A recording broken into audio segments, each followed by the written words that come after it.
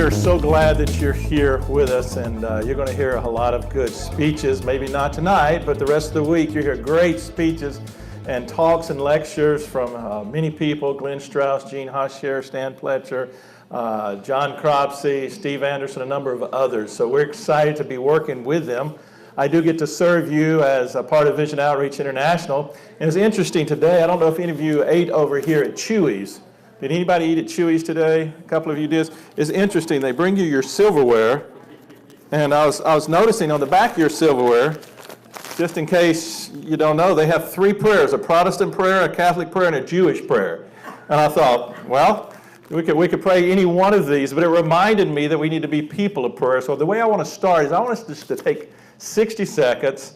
Just, you can pray silently, but let's remember those that are in the path of Irma. And there's been a lot of people that have been affected by it. Some people that were coming that couldn't come because of that. Some people had to reroute their flights. Some of you are rerouting your flights home. So why don't we just take a minute, just about 60 seconds in silence, and you don't know what faith background you're from, but just take a second, if you will, and just remember those that might be in that path, okay? And then we'll go from there.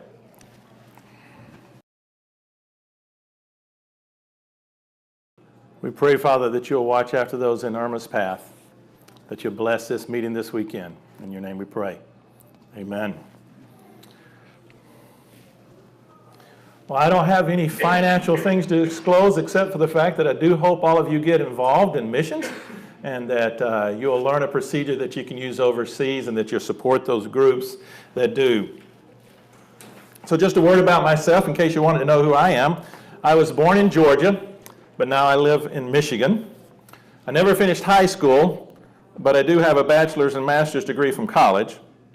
I thought I'd marry a blonde-haired, blue-eyed lady, but I married a red-haired, green-eyed lady who has been my wife for the last 36 and a half years, so it seems to be working out. I'm a father of 5, a grandfather of 10. I got a degree in communications, a minor in music. I'm a guitarist, an ordained pastor, and an international missionary. I'm an award-winning honors graduate from the University of Notre Dame, where I received my master's in nonprofit administration. I've worked in and around eye care for the past 16 years. I've conducted and participated in over 20 surgical international eye camps in 12 different countries, and I ran my first marathon at age 53. Oh, and I punched Muhammad Ali in the nose and lived to tell about it. But all of that pales in comparison to one thing. I'm a follower of Jesus Christ, and that's why I do what I do. But I'm not here to preach your sermon tonight, but I do have 3 different types of talks. One I call a cattail talk, that's long and furry at the end. Another one's a rabbit tail talk. There's just not much to it. And then there's a rat tail talk that's short and straight to the point. So tonight I'm going to try to give you one of those rat tail talks, and we're going to get straight to the point of what we're here to talk about tonight. So the title tonight is The Cycle of Sustainable Missions. Now, I must confess there's many types of missions out there. There's lifetime missions, there's short-term missions, long-term missions, there are personal missions, corporate missions, local missions, foreign missions, and everything in between.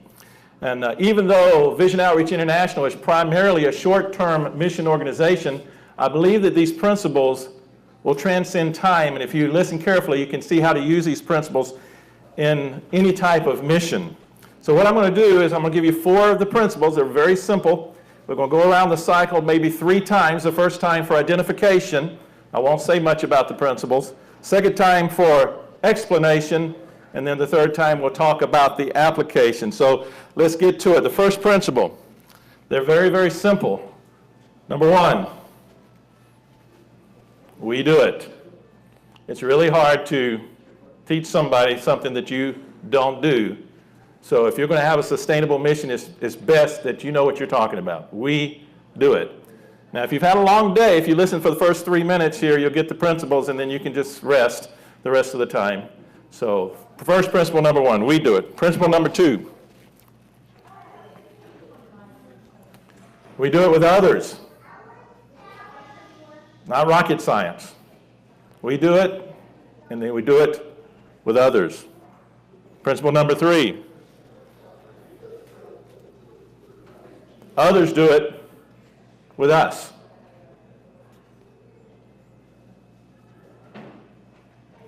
you know, when you're a parent, you begin to realize that as you're raising children, you begin to do life with others. You know, when I was single, I could do things, I just did it, and then I got married, and I started doing it with others, and life changed. And then we had 1 child, 2, 3, 4, 5, and things really slowed down and got different. But at some point, you want others to start doing it. For example, potty training. I mean, you know, you don't always want to have to take care of that. You want them to take the responsibility. And then the last principle is, others do it when we're in the background. We're there to encourage and support, but others start taking the responsibility. So there's another way that people say this. Give a man a fish and what? Feed him for a day. You've heard this, right? Or teach a man to fish and what? Well, yeah, but here's a problem. If you teach a man to fish, you may have to buy him fishing pole, bait, tackle, lures, floats, hooks, and everything else in between. It becomes very complicated at times when you teach a man to fish. We think it's a simple principle. So a lot of people would just rather give a man to fish and be done with it. But we're all about trying to teach people how to fish and invest in their lives. And if you're brave enough to get involved with us in this, and not only do you learn how to fish, but you learn how to teach to fish, it looks like this. And we had both men and women here, so we kind of added it in here. So you give a woman or a man a fish, and you feed him or her for a day. You teach a man or woman to fish, and you feed him or her for life. But if you teach them how to teach others to fish, you feed a community forever. And that's what we want to see happen here. So let me change my notes. So let's go around the cycle again. We do it. What is it that we do? It's good to define it. We do it. Vision Outreach International, these are a few things that we do. We do international missions. We've done as many as 6 a year, as few as 2 a year, but somewhere between 2 and 6 personally as an organization. We administrate and do all the details of these international missions. And then along the way, we help other organizations by giving them some supplies or some people or some equipment to use, or encouragement, or talking to them on how to do their missions. Not only do we do that, but we do M6 surgery, and in 2008, we started training others how to do this M6 surgery, and we'll be talking more about that this weekend. Our desire is quality outcomes. We want to know that when we do surgery, when we get done, that people can see. And then we have a compassion for the blind and the poor. We want everybody to have access to eye care, and not just those that can afford it. Those are just a few things that we do. Now, not only do we know what we do, but we need to know why we do it. Compassion is the thing that keeps us doing what we're doing, but why do we do things? Now, I could explain this, but there's a guy I heard the other day, I thought this was pretty good. His name's Michael Jr., and he kind of explains this better than I do, the why behind the what. When a lot of times when people hear the phrase, how do I know, the next thing they say is what? How do I know what? But the key really isn't to know what, the key is to know why. Because when you know your why, you have options on what your what can be. For instance, my why is to inspire people to walk in purpose. My what is stand-up comedy. My what is writing books. My what can be going out with some friends to eat. This is how it works. I travel the country, I do stand-up comedy, probably an hour and a half at an event. And in the middle of my show, I'll just sit down and start talking to the audience. And funny just happens. Or I'll meet somebody who's really interesting. So I met this one guy, and he said that he teaches music at a school. I was like, all right, you teach music, can you sing? And then I'm just gonna show you a clip. Check it.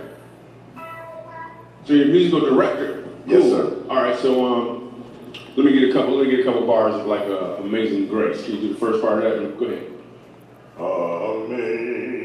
Amazing grace, how sweet the sound that saved a wretch like me. Wow. That's where I could sing. You know what I'm saying? All right. Now, once you give me the version, is if Your uncle just got out of jail. You got shot in the back when you was a kid. I'm just saying, let me see the hood version real quick. If you know which version I'm talking about, just see if that exists. Let me see what you got.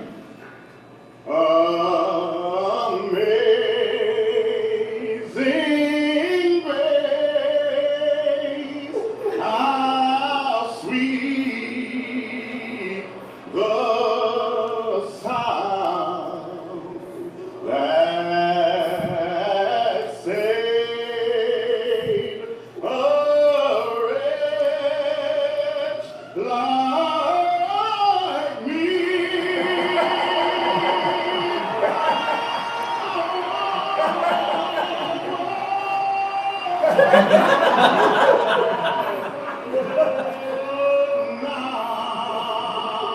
Right now, I'm found, was blind, but now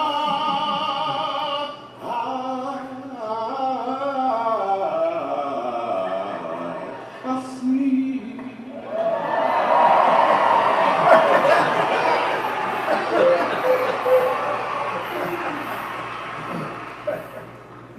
Here's the thing. The first time I asked him to sing, he knew what he was doing.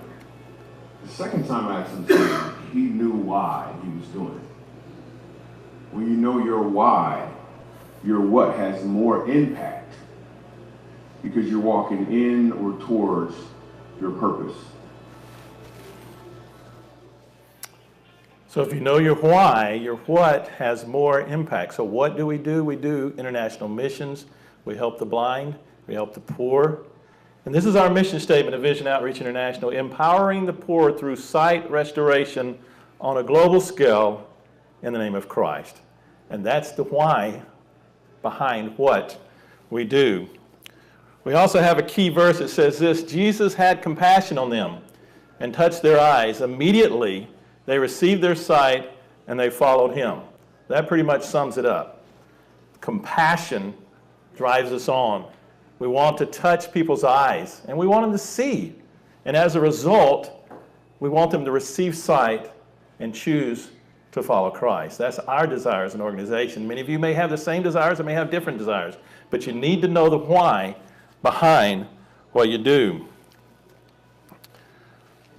Someone gave me a book recently. In fact, they gave it to me at the Christian Ophthalmology Society about 3 or 4 weeks ago. It's called The Grow Book by Evan Keller. And it says, make your business plan match your life plan or your life purpose. If your business plan doesn't match that, you're probably unlikely to stick with it. In 1982, when I was graduating from college, I had no clue what I was going to do. I thought I was going to be one of these guitar singing famous people, and everybody was just going to love me and come out and to all my concerts and stuff.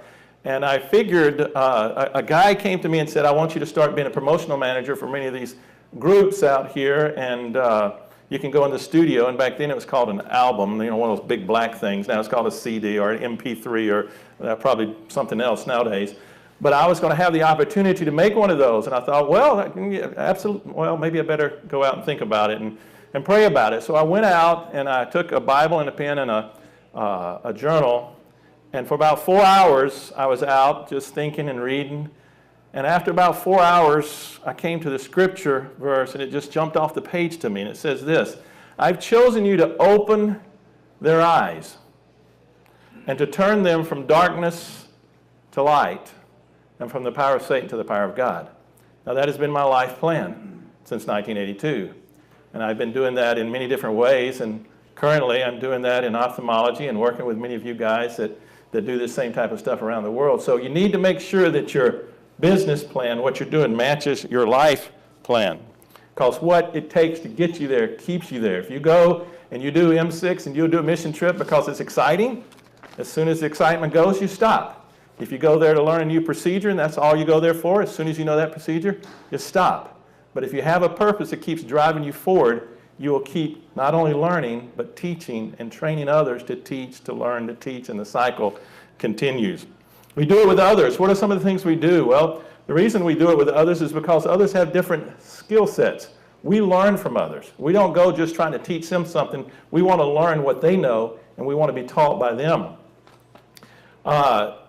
I was in Bulgaria. We were doing some eye care with some orphans over there, and I had an opportunity to sit down. We went down into Greece on a day off or two, and I was sitting there with several people on the side of the Aegean Sea. The sun was setting. I was sitting there with a monk, and he says, relationships are like smooth stones by the seashore who've had all their rough edges knocked off by continually bumping into one another.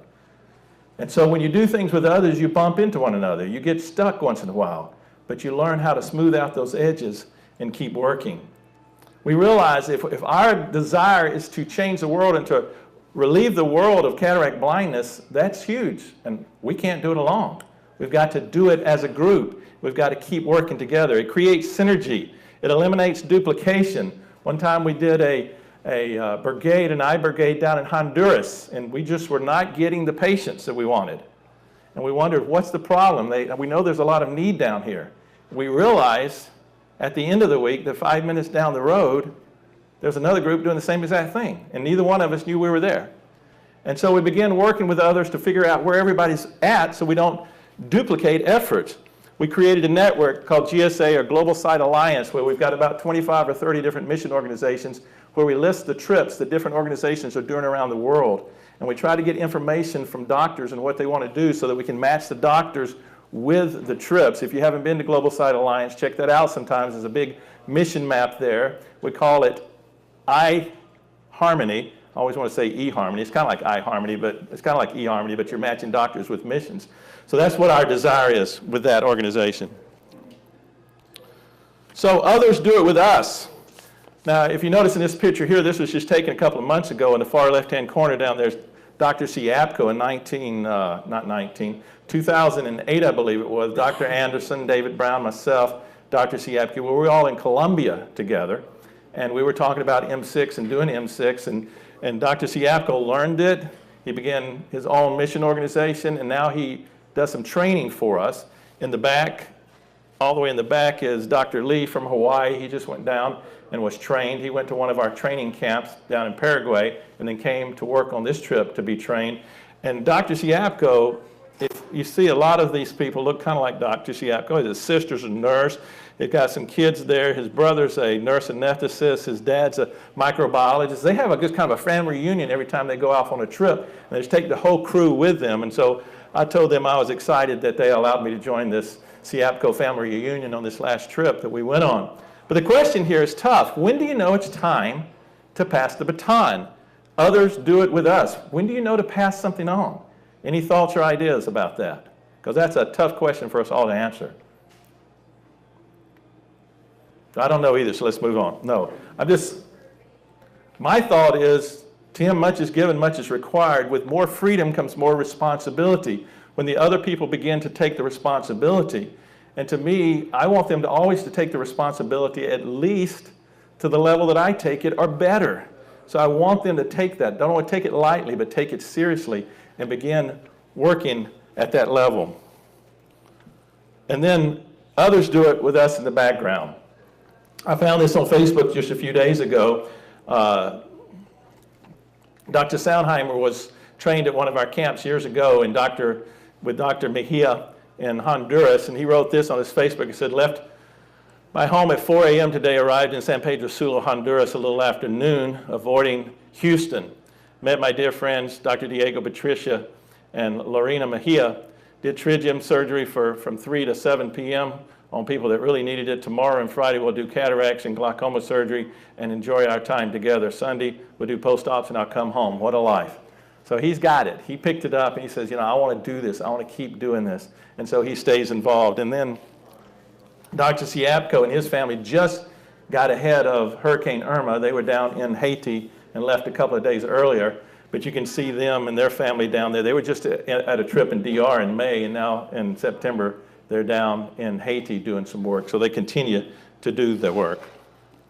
So here it is, pretty simply. What is the strategy? What is the cycle? We do it. We do it with others. Others do it with us.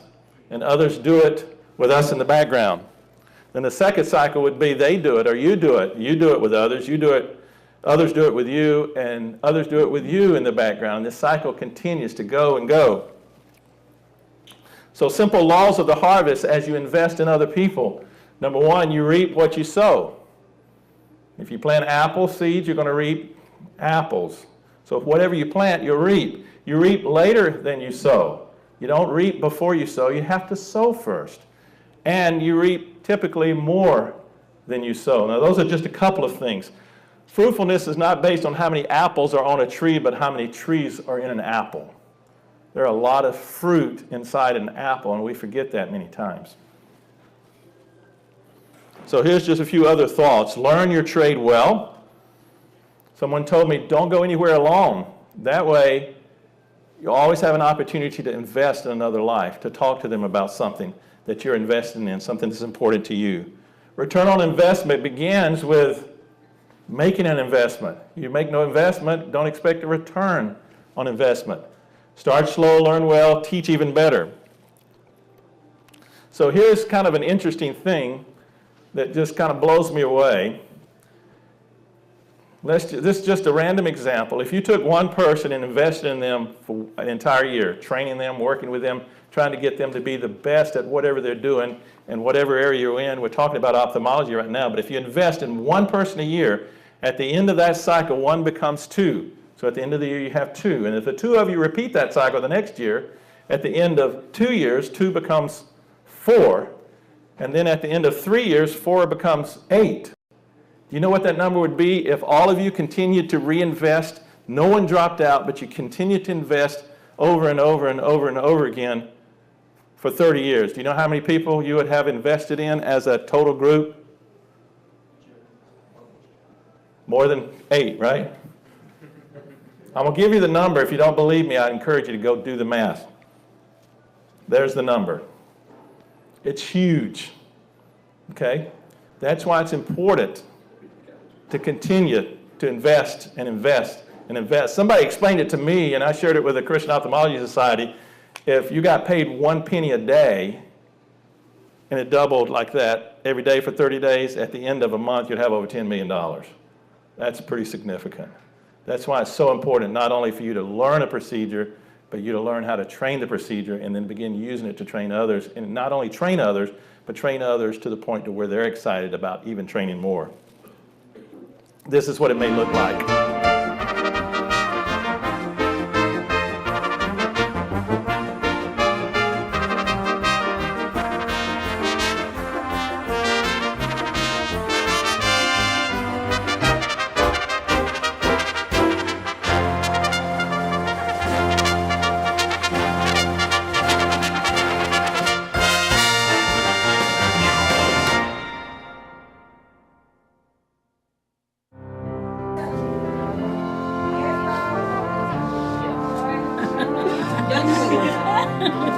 Sí, can you talk to her, Jim?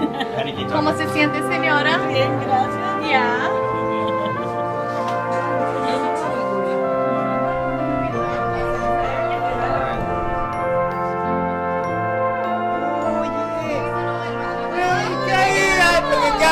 Oh my God! Thank you, my God! Thank you, my God! ¿Sí? Sí. ¿Puede ver? Ay, mucho. Qué bueno. Sí, mucho ya, mucho. Y ahora mismo, bien. Gracias a Dios. Gracias, señora. Sí, ahora. That's good. Ok, ahora. ¡Ay, Dios mío! Oh. ¡Ay, Dios!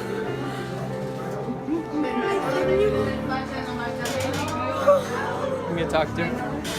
¿Cómo se siente? Que mira todo.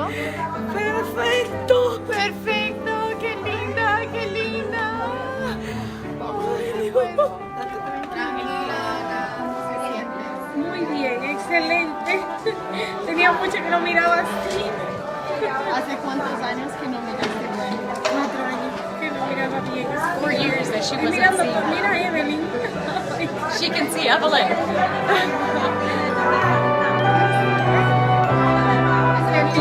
Feliz. Gracias.